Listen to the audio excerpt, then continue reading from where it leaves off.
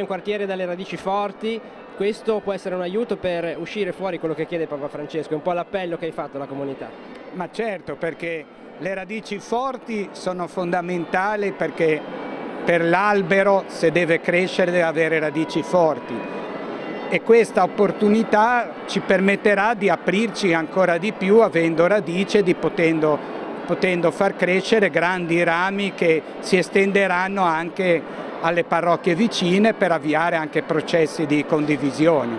Qual è la prima sfida, il primo cammino che ti senti di intraprendere con questa comunità? Direi quella di lavorare insieme. A breve faremo un incontro tra tutte le realtà che si danno da fare qui in parrocchia per dirci: lavoriamo insieme, approfondiamo ancora di più cosa il Signore ci chiede oggi in questa porzione di città. Un cammino che è iniziato insieme con il seminario con Don Alberto il 4 ottobre del 99 e continua oggi in questa nuova comunità. Come intraprendi, con che spirito intraprendi questo cammino?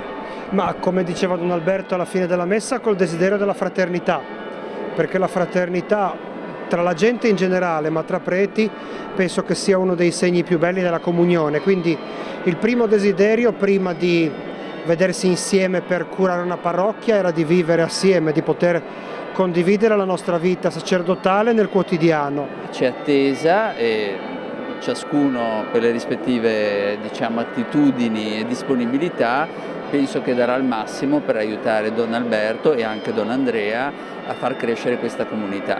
Tante le realtà che la compongono, la sfida che ha lanciato Don Alberto oggi è quella di fare comunità insieme, di mettere insieme tutte queste realtà, fare condivisione. Certo, assolutamente sì, perché poi in questa comunità siamo diversi gruppi che partono, non so, dal comitato Festa in Piazza ai catechisti, al mercatino, al coro, e se me ne scordo mi dispiace, però l'importante è far sì che tutti riusciamo a convivere con tutte le nostre diversità e metterle insieme, perché poi portino degli aspetti che sono determinanti.